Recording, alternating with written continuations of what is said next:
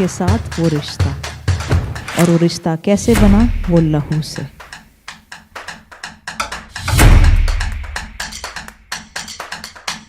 मगर परमेश्वर का वचन यूं कहता है कि उसने तेरे पर चित लगाया और किसी खास वजह से तेरे को बाहर निकाला। यह हर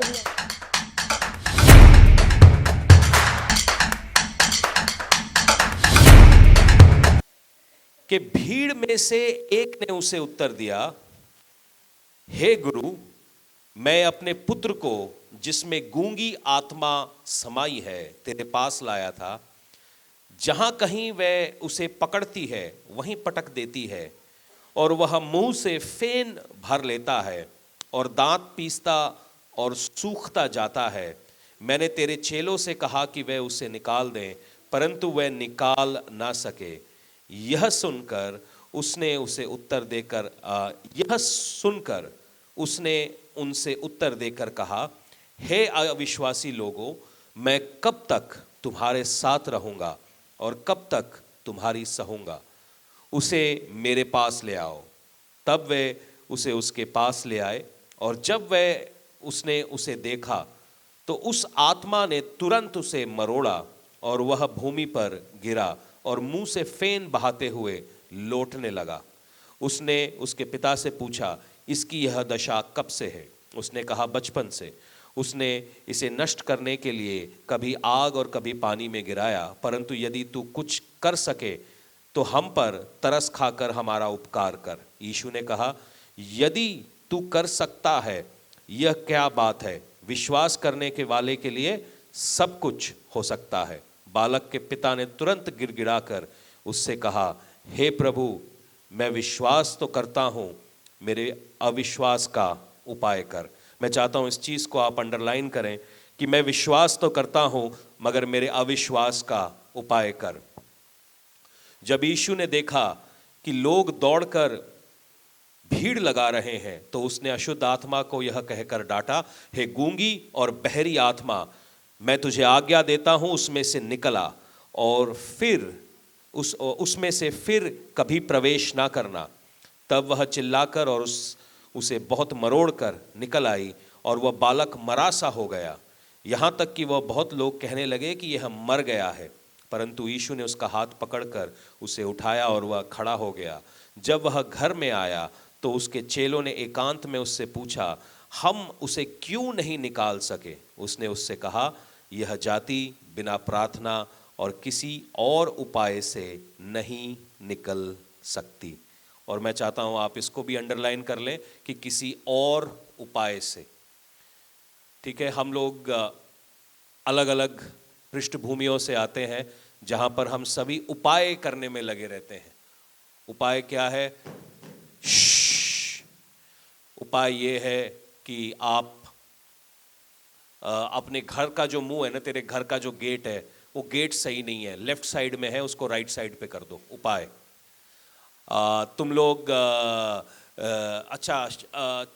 चीनी वाली चाय पीते हो ना, उपाय ये है कि अब से आप उसको गुड़ वाली पीने लग जाए। बहुत सारे लोग ऐसे नुस्खे बताते रहते हैं, मगर क्या वो नुस्खे काम आते हैं? और बड़ी खूबसूरत ये आयत जब मैं पढ़ रहा था तो इसके अंदर एक बड़ी ब्यूटीफुल चीज है कि मैं विश्वास तो करता हूं, मगर मेरे अविश्वास का उपाय कर। Help me, help my unbelief, मेरे अविश्वास का उपाय कर। कलीसिया विश्वास के बारे में सिखाती है जो उसको सिखाना चाहिए, मगर साथ ही में कलीसिया को अविश्वास के उपाय के बारे में भी सिखाना चाहिए। विश्वास हम सभी करते हैं, मगर साथ ही में कहीं ना कहीं हमारे अंदर एक अविश्वास की जगह भी है, और जिसको हमें सॉल्व करना बड़ा जरूरी है। अगर आज आपके जीवन में विश्वास नहीं होता तो आप चर्च में बैठे नहीं होते, आप कहीं और बैठे हुए होते, आप कुछ और कर रहे होते। मगर साथ ही में जब हमारे अंदर एक फेथ है, तो एक साथ ही में उस फेथ के साथ कुछ और भी है हमारे अंदर। आप ऐसा समझिए कि हमारे चेस्ट के अंदर एक लंग्स है, या जो फेफड़े हैं उनकी एक कैपेसिटी है। उसके अंदर आप ऑक्सीजन भी भर सकते हैं और उसके अंदर कार्बन डाइऑक्साइड भी भर सकते हैं। और दोनों साथ में चलते हैं। अगर आप कभी ध्यान से लंग्स को देखेंगे तो एक ही साथ एक ये सिस्टम है जो वो अंदर भी लेता है और बाहर भी छोड़ता है। मगर जैसे ही फर्ज कीजिए इस हवा में कार्बन डाइऑक्साइड की या जो पोल्यूशन है उसकी मात्रा बढ़ गई और हम सांस ले रहे हैं, तो सांस में हम ऑक्सीजन और कार्बन डाइऑक्साइड दोनों ले रहे हैं। और एक ऐसा समय आएगा जब हमारे लंग्स के अंदर एक गैस ज्यादा जगह ले लेगी।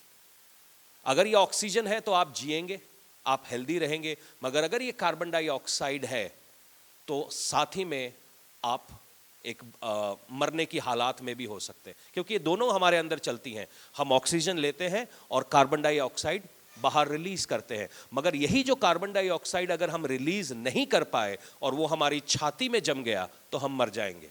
आत्मिक रीति से भी यही है, हम विश्वास को ग्रहण करते हैं और अगर हमने अविश्वास को नहीं रिलीज किया या हमने उसको नहीं निकाला तो शायद कहीं ना कहीं हम फंस जाएंगे। बहुत बहुत मजेदार बात है कि विश्वास कैसे आता है। विश्वास सुनने से आता है, और सुनना कैसे है? मसीह के वचनों से। अविश्वास कैसे आता है? वो भी सुनने से आता है। और सुनना कैसे है? अविश्वासियों के वचनों से है। ये दोनों आपके सुनने का प्रोडक्ट है। आप संडे को चर्च में आए हुए हैं, आपके अंदर फेथ है, आपने विश्वास का एक मैसेज सुना और आप अपने घर के अंदर जाते हैं और फिर वही हालात देखते हैं और फिर 4 आदमियों से आप बात करते हैं, मेरा घर के हालात तो सुधर नहीं रहे हैं। फिर वो बोलेंगे मैंने ये किया, मैंने वो किया, मैं उस कब्र के ऊपर गई थी, मैंने वहां पे तेल चढ़ाया, मैंने ये किया, मैंने वो किया। आप मान जाओगे? संडे को पंप लग रहा है विश्वास का, और मंडे को आप एक ऐसे सिचुएशन में है जहां पर लोग विश्वास की बातें नहीं कर रहे। आप दोनों चीजों को कंज्यूम कर रहे हो अपने कान के अंदर। संडे को यहां पर बैठे हैं, आपको विश्वास का वचन मिल रहा है, मगर जैसे ही आपकी संगति बाहर कहीं ऐसी जगह के ऊपर होती है जहां विश्वास की बातें नहीं हो रही, आपका विश्वास नीचे जाने लगता है। मेरी बात समझने की कोशिश करिएगा, ये दोनों साथ की चीज है। यहीं पे प्रभु यीशु कहते हैं, प्रभु यीशु को ये व्यक्ति कहता है, मैं विश्वास तो करता हूं मगर मेरे अविश्वास को डील कर। इस कहानी को मैंने ये और भी कहीं पे सुसमाचार में लिखी हुई है, मगर ये कहानी को बोलने का मैं आपको कुछ बातें इस कहानी से बताना चाहता हूं। प्रभु यीशु रूपांतर के पहाड़ के ऊपर गए हुए थे, और उस रूपांतर के पहाड़ के ऊपर प्रभु यीशु अपने साथ 3 चेलों को लेकर गए थे। उनमें से एक था पतरस, दूसरा था यूहन्ना और तीसरा था जेम्स याकूब। ये थे एक 12 चेलों का ग्रुप था, और 12 में ये 3 बढ़िया वाले चेले थे जो टॉप मोस्ट थे, जो परमेश्वर का काम करने वाले थे। तो प्रभु उनको उठाकर अलग ले गया और नीचे 9 चेले थे। 9 चेले के अंदर जूडस था जो परमेश्वर को बेच आया, और उसके बाद थोमा था जो यूं कहता है, मैं जब तक यीशु की बक्खी में उंगली न डाल दूं तब तक मैं विश्वास नहीं करूंगा कि यीशु पुनर्जीवित हुआ। सुनिएगा, तो नीचे 9 चेले थे, और इन 9 चेलों के पास ये बाप अपने बेटे को लेकर आया। इनमें से 2 ऑलरेडी हिले हुए हैं। मेरी बात सुनिएगा, 2 चैप्टर पहले, 3 चैप्टर पहले यही 70 लोग बाहर गए और वापस आकर क्या प्रभु यीशु को कहते हैं, परमेश्वर दुष्ट आत्माएं हमारी बातें मानती हैं। तो यीशु मसीह कहता है, इस बात से खुश नहीं होना कि दुष्ट आत्माएं तुम्हारी बातें मानती हैं, इस बात से खुश हो जाओ कि तुम्हारा नाम जिंदगी की किताब में लिखा है। थोड़ा सा समय बीतता है, थोड़ी सी सिचुएशन चेंज होती है, और क्या होता है, 3 लोग ऊपर चले जाते हैं, परमेश्वर उनके बीच में नहीं है, और नीचे कौन है? डाउटिंग थॉमस और लालची जूडस। शैतान अविश्वास को आपके अंदर लाने के लिए उन्हीं आवाजों का इस्तेमाल करता है जो आपके साथ फेमिलियर होती है। मेरी बात सुनिएगा और बहुत ध्यान से, इसीलिए आवाज में फर्क करना हम सीख जाएं। शैतान उन आवाजों का इस्तेमाल करता है जो फेमिलियर होती हैं।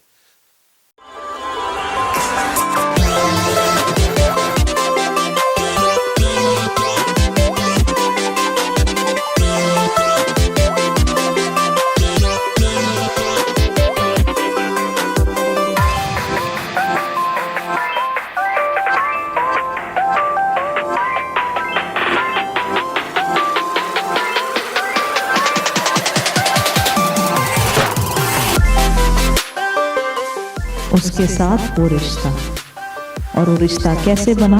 वो लहू से।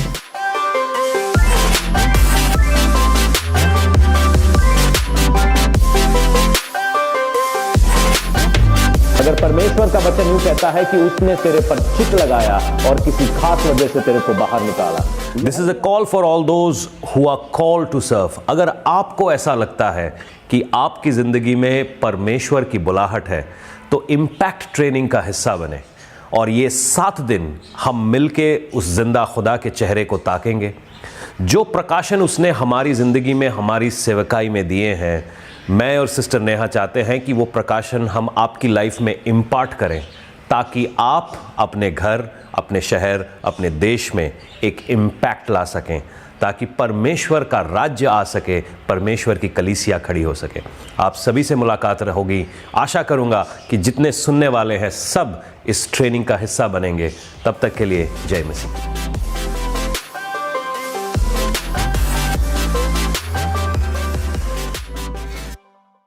इम्पैक्ट का हिस्सा बनने के लिए डिस्क्रिप्शन बॉक्स में दिए हुए लिंक पर क्लिक करें। आपको क्या लगता है? आपने शैतान की पिक्चर देखी है?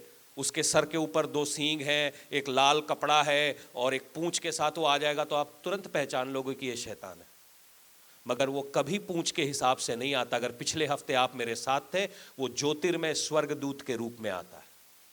और इसीलिए सारी दुनिया कंफ्यूज है कि शैतान है कि भगवान है, शैतान है कि भगवान है। प्रभु यीशु के ग्रुप के अंदर 2 ऐसे लोग डाले हुए थे जो अविश्वास की बातें कर रहे थे। ठीक है, मेरा ऐसा मानना है, मैं इस प्रकाशन को इसी तरीके से समझ पाता हूं कि मेरा ऐसा मानना है। जब ये पिता अपने बेटे को लेकर आया होगा तो आपस में शायद इनकी ये बातें होती होंगी, यार जीसस तो है नहीं, पतरस भी नहीं है, जेम्स भी नहीं है, जॉन भी नहीं है, हम तो निकाल नहीं पाएंगे, तो इसीलिए हमें प्रेयर करने की कोई जरूरत नहीं है।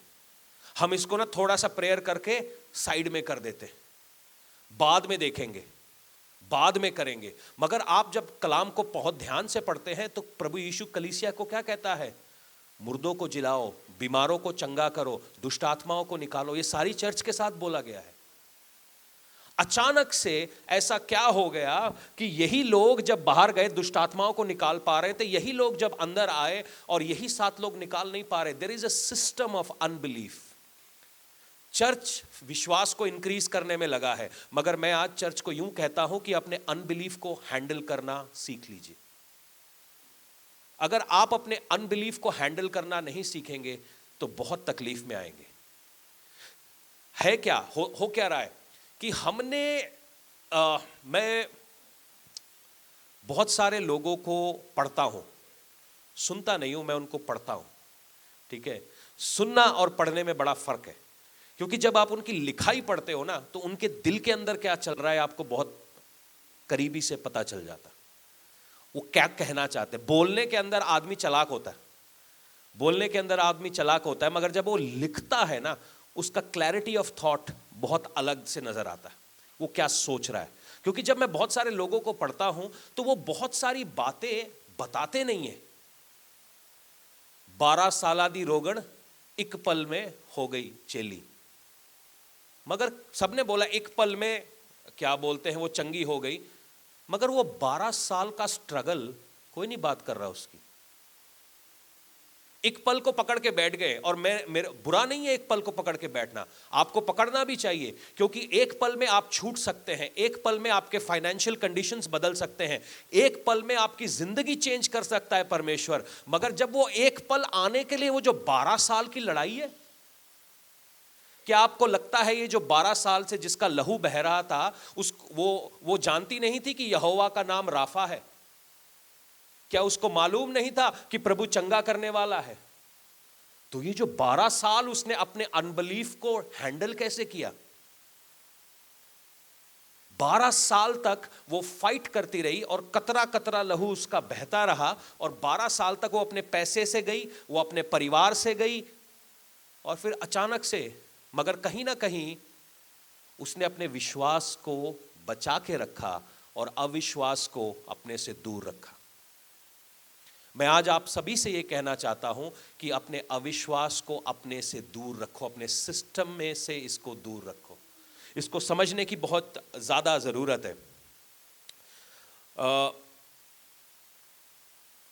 आप ऐसा सोचिए, आप में से कुछ लोग बीमार हैं या कभी बीमार होते हैं? हाँ, अरे ईमानदारी से ना, होते हैं। तो इसका मतलब क्या है? प्रभु यीशु जिंदा नहीं है? हाँ, जिंदा है। तो फिर हाँ, बीमार कैसे होते हो? अगर तुम यीशु में हो, यीशु चंगा करता है, तो फिर बीमार कैसे होते? हाँ हाँ, विश्वास के कारण। ये सही बात है। ये आज मैंने, तू इंटेलिजेंट वाला बच्चा, ये तो ये पीछे बैठा हुआ छुप के वो कुछ कुछ कहता रहता है। हम यीशु में है, नई सृष्टि है, मगर फिर भी हम चैलेंजेस से क्यों होकर गुजरते हैं, थोड़ा समझना है। नंबर 1, अगर आज प्रभु यीशु स्वर्ग में नहीं उठाए गए होते और वो हमारे बीच में चल रहे होते, तो आप प्रभु यीशु मसीह को क्या करते हुए देखते? क्या करते हुए देखते? हाँ, जो वो 2000 साल पहले कर रहे थे वो आज भी वही कर रहे हैं। और अगर शरीर में आज वो हमारे बीच में होते तो आज भी वो मुर्दों को जिलाते, बीमारों को चंगा करते, कोड़ियों को हील करते और बाकी सारे चिन्ह और चमत्कार, जैसा यूहन्ना कहता है जितने काम उन्होंने किए बाइबल में मेंशन करना मुश्किल है, वो सारे काम वो कर रहे होते। अगर आप परमेश्वर के राज्य की बात करें तो आप प्रभु यीशु को क्या काम करते हुए देखते हैं? वो सबसे पहली चीज जो वो करते हैं वो हीलिंग करते हैं। जो उनकी सेवकाई की जो शुरुआत है वो चंगाई से शुरुआत हुई उनकी सेवकाई की। क्यों? क्योंकि वो चंगा करने वाला परमेश्वर है। मगर जब ये परमेश्वर हमारे साथ है तो कुछ बातों का हमें ध्यान रखना बड़ा जरूरी है। अपने दिमाग के अंदर शैतान का ये डाउट आने मत दो कि वो चंगा नहीं करता। मैं आज किसी से कहता हूं, अपने दिमाग में शैतान का ये डाउट आने मत दो कि वो चंगा नहीं करता। आप अदन की वाटिका को सोचिए। अदन की वाटिका के अंदर आदम और हव्वा थे। वहां पर डॉक्टर नहीं था, नर्सिंग होम नहीं था, और भी काफी सारी चीजें नहीं थी जो आज हम आज की दुनिया में देखते हैं। मगर क्या वो परफेक्ट दुनिया थी? ना तो वहां पर पसीना बहता था, ना तो वहां पर कोई बीमार पड़ता था, सब कुछ सही चल रहा था, परफेक्ट था। मगर अचानक से क्या हुआ? उनकी जिंदगी में पाप आया और वो परफेक्टनेस से बाहर चले गए। परमेश्वर, जब आप if I am not wrong, जब आप एजिकियल 47 को पढ़ते हैं, वहां पर एक ऐसी नदी है जो परमेश्वर के थ्रोन से निकलती है और वो लोगों को चंगा करती है। जब आप प्रकाशित वाक्य 2 को पढ़ते हैं तो एक ऐसी नदी है जहां पर अलग अलग पेड़ लगे हैं और जाति जाति के लोग वहां पर चंगे किए जा रहे हैं।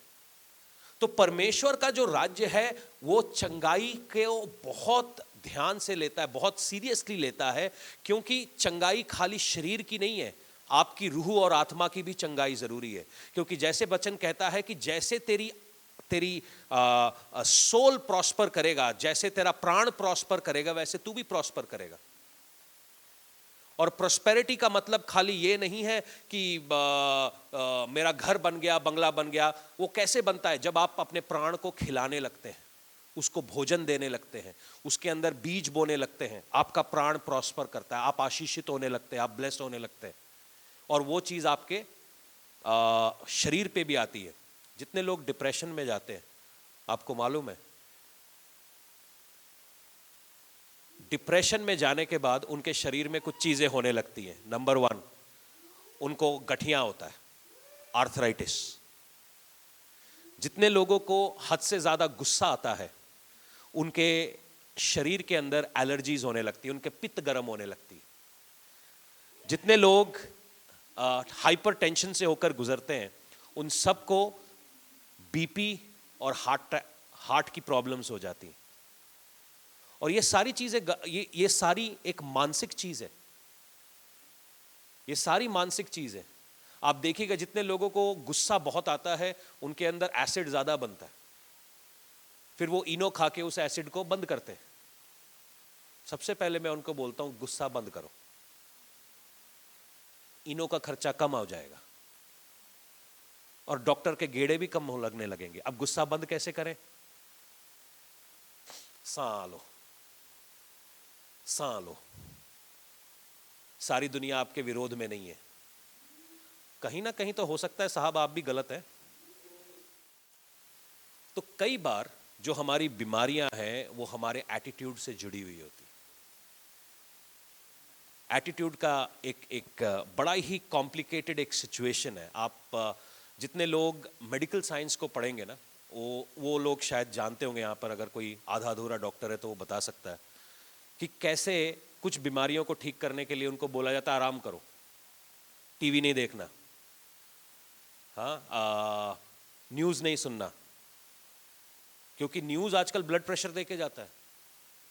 आपका ब्लड प्रेशर लो है, आपको दवाई खाने की ज़रूरत नहीं, 2 घंटा आप न्यूज़ देख लो, एकदम परफेक्ट कर देगा आपका ब्लड प्रेशर।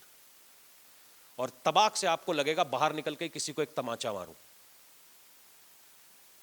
न्यूज़ ऐसा हो गया आजकल। पहले न्यूज़, जब मैं छोटा था तो न्यूज़ होता था 8 बजे से 8:30 बजे तक न्यूज़ आती थी। एक शम्मी नारंग हिंदी में पढ़ता था, एक आंटी अंग्रेजी में पढ़ती थी, बढ़िया मज़ा आता था। उसके बाद 9 बजे का धारावाहिक शुरू होता था।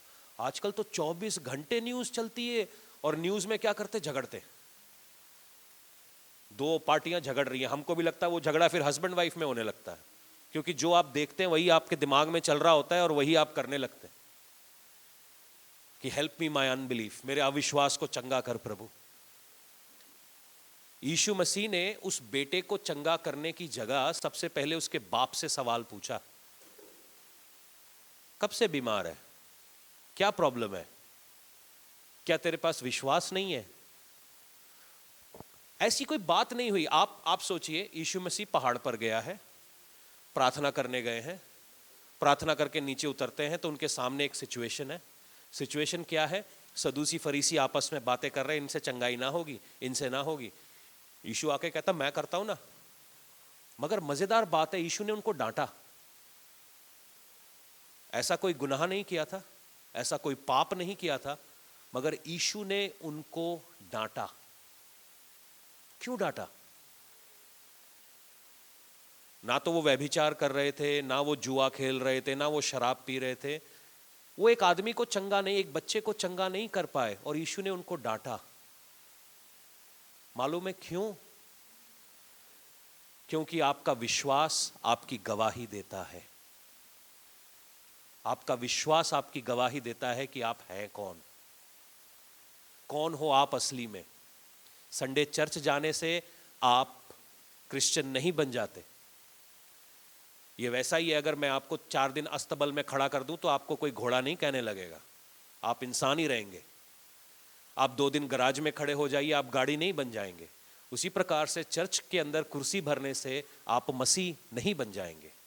एक्शन में बात दिखनी चाहिए। और यीशु इनसे यही कहता है, तेरी अगर तू मसीह में है तो तेरे एक्शन में क्यों नहीं नजर आ रहा है? अगर तुम मेरे को जानते हो और तुमने मेरे को चंगाई करते हुए देखा है, मेरे को दुष्ट आत्मा निकालते हुए देखा है, तो अब ये कौन सी बड़ी आफत है? जो मैं कल कर रहा था वो मैं आज भी कर सकता हूं और आने वाले समय में भी कर सकता हूं। अगर आज में आप में से कोई बीमारियों में से होकर गुजर रहा है, तकलीफों में से होकर गुजर रहा है, तो परमेश्वर का वचन यूं कहता है, हौसला रखो, क्योंकि वो करने वाला है। इसी बात से इसी आयत में परमेश्वर कहते हैं कि जो विश्वास करते हैं उनके लिए सब कुछ संभव है। और उसके बाद जब आप यूहन्ना 15 को पढ़ते हैं कि जो मुझ में बना हुआ है उसके लिए सब कुछ संभव है। आप इस बात को थोड़ा ध्यान से सुनिएगा। कहीं हमारा विश्वास इसलिए तो नहीं डोल रहा कि हम यीशु में से धीरे धीरे उखड़ रहे हैं। कहीं हमारी हरकतें इसलिए तो नहीं चेंज हो रही, कहीं हमारा बात करना इसलिए तो नहीं चेंज हो रहा, कहीं जिस तरीके से हम चर्च को देखते हैं, कहीं हमारा एटीट्यूड चेंज इसलिए तो नहीं हो रहा कि हम यीशु में से उखड़ते जा रहे हैं। यह सवाल शायद आप अपने आप से पूछिएगा। आपको मालूम है कितने लोगों ने स्कूल में टेस्ट लिखे हैं? 10वीं का एग्जाम कितने लोगों ने लिखा है? एक पेपर कितने घंटे का होता है? हाँ, 3 घंटे का होता है। तैयारी कितने घंटे की होती है? साल भर तैयारी करते हो? एक 3 घंटे के पेपर के लिए आप 1 साल तैयारी करते हैं, रिजल्ट कितने सेकंड में देखते हो? हाँ, 5 मिनट में। हमारे टाइम पे तो इंटरनेट हुआ नहीं करता था, हमें लोगों के ऊपर से टांग के जाना पड़ता था, देखना पड़ता था हम पास हुए फेल हुए। अभी तो इंटरनेट आ गया है, तो वो स्कूल जाना भी बंद, आप इंटरनेट पे देख सकते हैं। 3 घंटे के पेपर के लिए आप 1 साल तैयारी करते हैं और 5 मिनट में आपका रिजल्ट बाहर। क्या ये आपके आत्मिक जीवन के साथ नहीं है? अगर आप परमेश्वर के गवाहियों को देखना चाहते हैं तो वो टेस्ट में से होकर जाने की भी तैयारी आपको करनी चाहिए। आपको मालूम है मौसम बदल रहा है? हाँ जी, बदल रहा है। ओके, हम ठंडी में थे, अभी हम गर्मी में जा रहे हैं। ओके, तो गर्मी में जाने की तैयारियां क्या करेंगे? सर्दियों वाले कपड़े अंदर कहाँ रखने हैं, उसमें कहाँ कहाँ नेफ्थलीन फंसानी है, किसको धोना है, किसको नहीं धोना है, किसको चादर में, किसको धूप लगानी है, वो सब करेंगे। और क्या इंतजाम करेंगे? पंखे, कूलर, कॉटन के कपड़े, एसी, हवा का क्रॉस वेंटिलेशन होना। किसकी तैयारी कर रहे हैं? गर्मियों में जाने की तैयारी कर ली है और उसमें से होकर निकल भी रहे हैं, मगर ये सीजन हमेशा नहीं रहेगा। ये प्रोफेटिकली, भविष्यवाणी के रूप में मैं किसी को कह रहा हूं, ये सीजन हमेशा नहीं रहेगा। तैयारी करो, मगर पूरा तंबू लेके वहां गार्ड मत दो, क्योंकि चर्च को हम ये समझाना नहीं पाए। इजराइलियों को प्रॉमिस लैंड मिल गया, हालेलुया, सारे बोलो, सबने हालेलुया बोल दिया। मगर उससे पहले जब यूसुफ 12 साल का था, उसके भाइयों ने उसको उठा के बेच दिया था। वो 20 साल तक गुलाम बनकर कैद में पड़ा रहा, वो कोई नहीं देखता। 7 साल अमीरी के थे, 7 साल प्लेंटी के थे, जब 7 साल सारी आशीषें मिलती रही, और 7 साल जब आए जब वहां पर अकाल पड़ गया। ये सीजन है। 400 साल तक मिस्र में इजरायली बंधुआई में रहे। 40 साल तक वो लोग बियाबान में घूमते रहे। 1 मिनट में उनको उनका प्रॉमिस नहीं मिल गया। अपने अविश्वास से बातें करो, क्योंकि मेरा प्रॉमिस मुझे मिलने जा रहा है। मेरा प्रॉमिस मुझे मिलने जा रहा है। अपने एटीट्यूड को, अपनी हरकतों को चेंज होने मत दो, क्योंकि आपका प्रॉमिस मिलने जा रहा है। सुनिएगा, हर एक टाइम का, हर एक काम का एक टाइम रखा हुआ है। तकलीफ हमारे जीवन में तब होती है जब हम उस टाइम से पहले अपनी जगह तक पहुंचना चाहते हैं। आपने बाल विवाह के बारे में सुना है? मतलब लड़का मुश्किल से 15 का हुआ, लड़की मुश्किल से 13 की हुई, इन्होंने शादी करा दी। अच्छी बात है, तो जल्दी शादी कर ली, मगर दिमाग तो उनका उतना ही है। शरीर बड़ा हो रहा है मगर दिमाग नहीं बड़ा हुआ, मैच्योरिटी नहीं आई है। अब जब 15 साल का लड़का 13 साल की लड़की के साथ शादी कर लेगा, तो वो शायद 17 साल की उम्र में बाप बन जाए।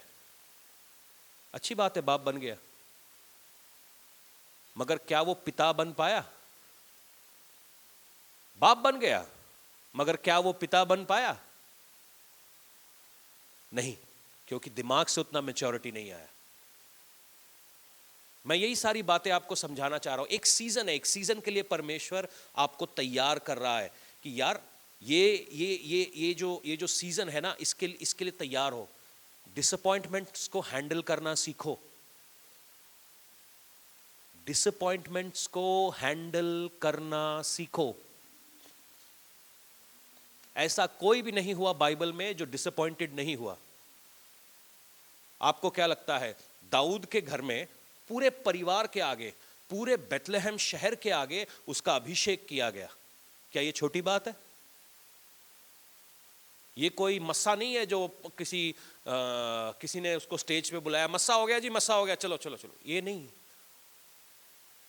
समूएल एक गधी के ऊपर आया और पूरे गांव के आगे, पूरे शहर के आगे दाऊद का अभिषेक किया।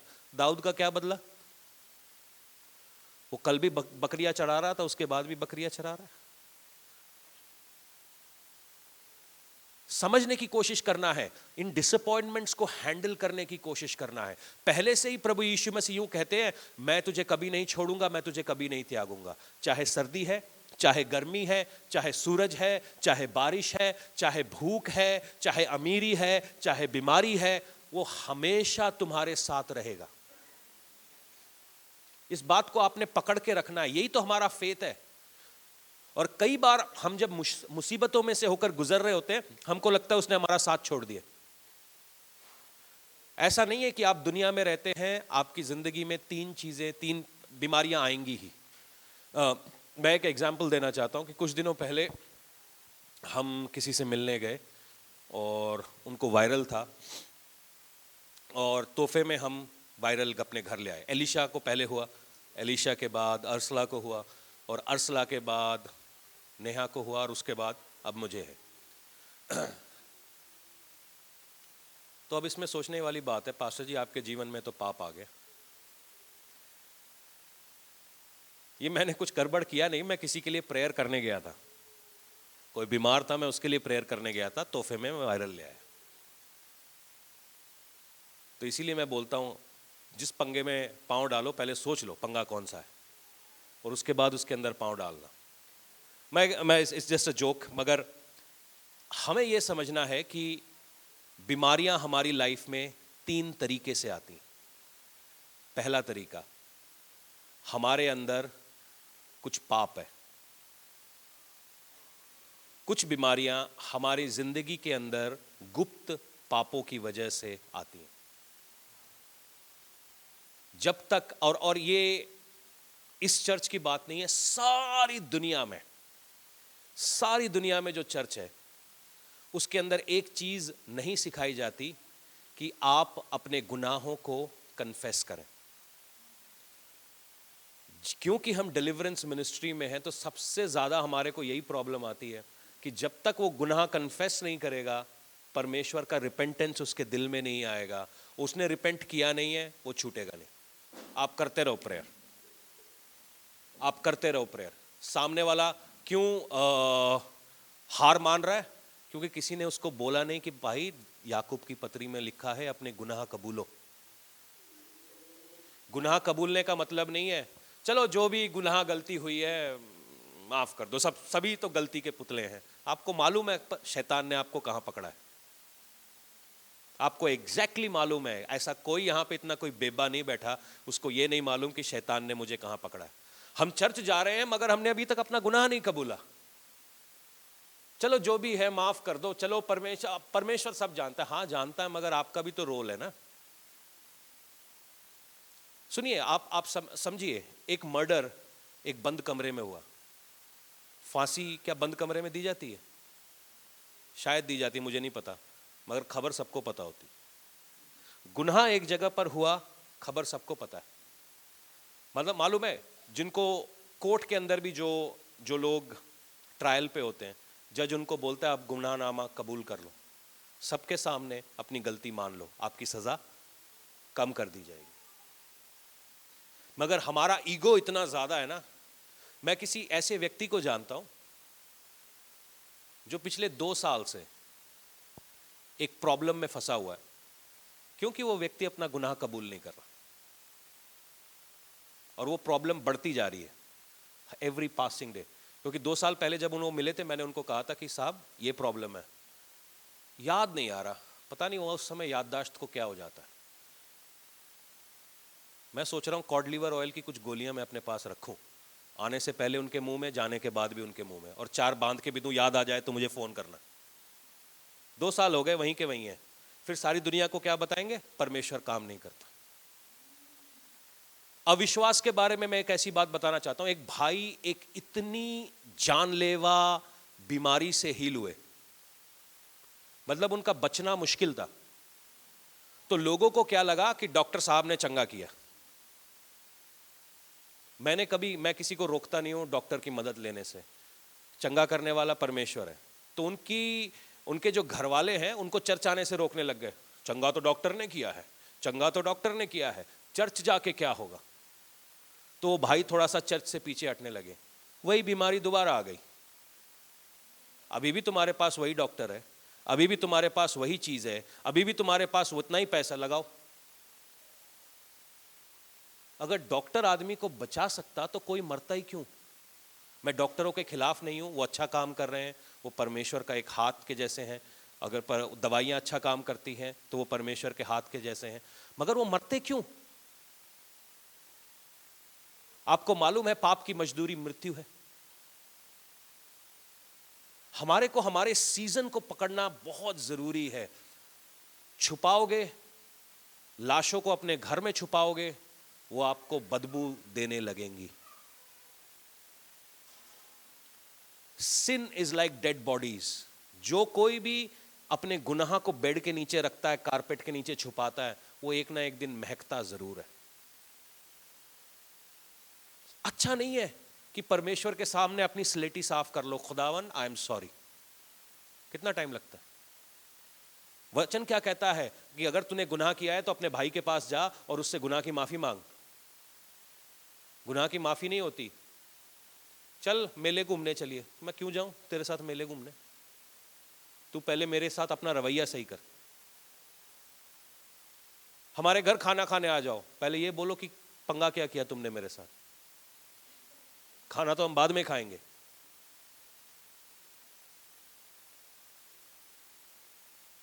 ये नहीं बातें हम सोचते हैं, क्योंकि ये जो छुपी हुई चीजें होती है हमको गाड़ देती है। सुनिएगा, आपको क्या लगता है आदम के बच्चे जो हुए थे, क्या वो पाप में पैदा हुए थे? हाँ या ना? हाँ जी, क्योंकि उन्होंने गलती कर ली थी। और गलती क्या कैन और आबिल ने की थी? उनकी लाइफ में क्या फर्क आया? आदम अदन की वाटिका से बाहर हो गए, बस थोड़ा बहुत मेहनत करना पड़ा, मगर ईगो अभी भी चल रहा था। पूरे बाइबल के अंदर भाई साहब और बहन जी ने माफी नहीं मांगी। आप ध्यान से कभी पढ़ के देखिएगा। मैं ढूंढ रहा था कि ये बंदा माफी मांग लेता तो परमेश्वर क्या करता। वापस शायद इसको अदन की वाटिका में ले जाता। ठीक है, मेरी बात सुनिएगा। आदम और हव्वा ने माफी नहीं मांगी। प्रॉब्लम क्या होता है नेक्स्ट लेवल पे? काइन और आबिल एक दूसरे को मर्डर करने लगते। जिस चीज को वो छुपाने लगे वो एक ना एक जगह पे बढ़ने लगा। छुपाने से प्रॉब्लम घटती नहीं है। आप में से कितने लोगों को मालूम है जैसे ही कुछ मर्ज हो जाए उसको बता दो। दूसरी चीज जो होती है कि हम दुनिया से चीजें सीख लेते हैं। एक आदमी जो दारू पिए जा रहा है और प्रेयर कर रहा है मेरा लिवर चंगा हो जाएगा। हाँ, आप तला खाते रहो। मैं विश्वासी हूं, मैं तो खाऊंगा जो मुझे खाना है, मगर मुझे कभी दिल का दौड़ा नहीं पड़ेगा। ये आपकी बेवकूफी है। ये विश्वास नहीं है, बेवकूफी है। बिना ब्रेक के मोटरसाइकिल चलाओगे तो मोटरसाइकिल ठुकेगी ही। ये है हमने दुनिया से इनहेरिट किया। और जो तीसरा एरिया है जहां से शैतान हमारे शरीर में घुसता है वो है हमारा वो चोर जो है वो चोरी करने आया है। हर कोई जो विश्वास में आया है उसको सामने से शैतान का हमला झेलना ही पड़ेगा। जो नहीं है उनको मालूम नहीं है कि शैतान कर क्या रहा है। जो विश्वास में नहीं है उनको फर्क ही नहीं है। उनको नहीं पता है शैतान हमारे साथ क्या कर रहा है। वो वैसे भी पिटाई खा रहे हैं, वैसे भी पिटाई खा रहे हैं, कोई प्रॉब्लम नहीं है। जो मगर विश्वासी है उसकी आत्मा जी चुकी है, उसको मालूम है कि शैतान मेरे साथ क्या कर रहा है। हमें उसको हैंडल करना आना चाहिए। अब बड़ी एक यूनिक सी बात है कि आपको मालूम है यस्सु का जो लहू है वो हमारे लिए एक अटोनमेंट का काम करता है। अटोनमेंट का मतलब है कि हमारे गुनाह माफ किए गए। अब आइए यशाया 53 उसका 4 में चलेंगे। प्रभु यीशु अपने फ्लैश में, अपने पूरे शरीर में लोगों को हील कर रहे थे, मगर उनके हील करने से पहले 750 साल पहले यशाया ने यह भविष्यवाणी की। आप में से अगर कुछ लोग बीमारियों में से होकर गुजर रहे हैं, कुछ ऐसी बीमारी हैं जो शायद आपका खैरा नहीं छोड़ रही हैं, कुछ ऐसी चीजें हैं, तो ये 3 चीजों को आपने ध्यान में रखा है। नंबर 1, कुछ छुपा तो नहीं रखा। थॉट प्रोसेस में, बातचीत में, एटीट्यूड में कुछ हमारे छुपा तो नहीं हुआ। दूसरा चीज, कुछ हम अपने आप को अब्यूज तो नहीं कर रहे, क्योंकि जब आदमी डिप्रेशन में जाता है ना, वो अपने आप को अब्यूज करने लगता है। शराब पीना, नशा करना, ये डिप्रेशन की चीजें। गुस्सा करना, ये डिप्रेशन है एक किस्म का। सोए रहना पूरे दिन भर, डिप्रेशन है। मूडी रहना, डिप्रेशन है। ये सारी डिप्रेशन की चीजें। कई ऐसी चीजें आपके साथ हो तो नहीं रही हैं। तीसरी चीज जो आपको समझना है, शैतान सामने से कितना हमला कर रहा है आपके ऊपर, कितना उसको आपने अलाउ किया अपनी लाइफ के अंदर कि आप उसको आने दे रहे हो। हमला वो करेगा, मैं दरवाजा बंद कर लूं, बाहर भौंकता रहे, चीखता रहे, कोई नहीं फर्क पड़ता। कहीं आप टेम्प्ट होकर दरवाजा खोलकर देख तो नहीं रहे हो कि वो क्या कर रहा है। सुनिएगा, यशाया 53 उसका 4 और 5 यूं कहता है, निश्चय उसने हमारे रोगों को सह लिया और हमारे दुखों को उठा लिया, तो भी हमने उसे परमेश्वर का मारा कूटा हुआ और दुर्दशा में पड़ा हुआ समझा। परंतु वह हमारे अपराधों के कारण घायल किया गया और वह हमारे अधर्म के कारणों के कारण कामों के कारण कुचला गया। हमारी ही शांति के लिए उसके ऊपर ताड़ना पड़ी, उसके कोड़े खाने से हम। ये प्रभु यीशु के पैदा होने से करीबन 750 साल पहले यशाया ये भविष्यवाणी करता है। प्रभु यीशु मसीह कौन है? वचन देहधारी हुआ और हमारे बीच में चलने लगा। और वचन ने अपनी सेवकाई कैसे शुरू की? चंगाई करके, डिलीवरेंस करके। अब अगर आपकी लाइफ में चंगाई नहीं आ पा रही है तो एक एक्सरसाइज को मैं चाहता हूं आप करें। अगर डिलीवरेंस नहीं आ पा रहा है, ये 3 एरियाज को आपने समझना है। कुछ मैंने छुपा के तो नहीं रखा। सेकंड चीज, कहीं मैं अपने आप को अब्यूज तो नहीं कर रहा हूं। तीसरी चीज, कहीं शैतान मेरे सामने तो नहीं है, जो कि है, और अलग अलग तरीके से मेरे घर के अंदर घुसने की कोशिश कर रहा है। और एक चीज को आपने करना है कि द वर्ड बिकेम फ्लैश। यूहन्ना अपने सुसमाचार को ऐसे शुरू करता है कि वचन देहधारी हुआ और हमारे बीच में टलने लगा, टहलने लगा। उसने मती की तरह यीशु की वंशावली नहीं दी कि वो दाऊद के घराने से आया, यहाँ से आया। वो उसने कोई उसकी जीनियोलॉजी में नहीं घुसा। वो सीधा करता है, आदि में परमेश्वर था, अब परमेश्वर हमारे बीच में कैसे है? वचन के जरिए से। अगर आपकी जिंदगी में कोई भी बीमारी है, कोई भी ऐसी लाचारी है, कोई भी ऐसी गरीबी है, मैं आज सबसे पहले चीज जो आपने करनी है वो वचन अपने ऊपर बोलना है। और उसके कोड़े खाने से हम लोग चंगे हुए। यीशु के कोड़े खाने से मेरा डायबिटीज चंगा हुआ। अपने बीमारी का नाम लो। यीशु के कोड़े खाने से मेरे शरीर में से तू निकल जा। यीशु के कोड़े खाने से मेरे ऊपर से तू हट जा। यीशु के कोड़े खाने से दुष्ट आत्माएं निकल जा। यीशु के कोड़े खाने से, यीशु के कोड़े खाने से, यीशु के कोड़े खाने से। वो कोड़े जब खाता है, बीमारियों और शैतान का यही हाल होता है, क्योंकि उसके कोड़े खाने में यही पावर है। यीशु के कोड़े खाने से। आपको क्या लग रहा है ये सामने क्या हो रहा है? यीशु के कोड़े खाने से, यीशु के कोड़े खाने से मेरे ऊपर श्राप नहीं है। यीशु के कोड़े खाने से मेरे ऊपर जादू टोना नहीं है। यीशु के कोड़े खाने से, यीशु के कोड़े खाने से ओ बीमारी मेरे ऊपर है नहीं। अपनी बीमारियों से बातें करो। यीशु के अविश्वास को दूर करो। आज नहीं हुआ कल होने वाला है। कल का दिन मेरे लिए रखा गया है। कल नहीं हुआ परसों का दिन मेरे लिए रखा हुआ है। यीशु के कोड़े खाने से ये जो सामने हो रहा है ये डिमोनिक मैनिफेस्टेशन है। आपका वचन बोलते ही डीमन पगला जाते हैं, बीमारियां पगला जाती हैं, वो इधर उधर भागने लगती हैं। आप वचन क्यों नहीं बोलते? क्योंकि अविश्वास अंदर भर गया है। अविश्वास इतना अंदर भर गया है कि हम डर के मारे बैकफुट पे हो जाते हैं। अविश्वास से बाहर निकलो। यीशु के कोड़े खाने से, यीशु के कोड़े खाने से, यीशु के कोड़े खाने से।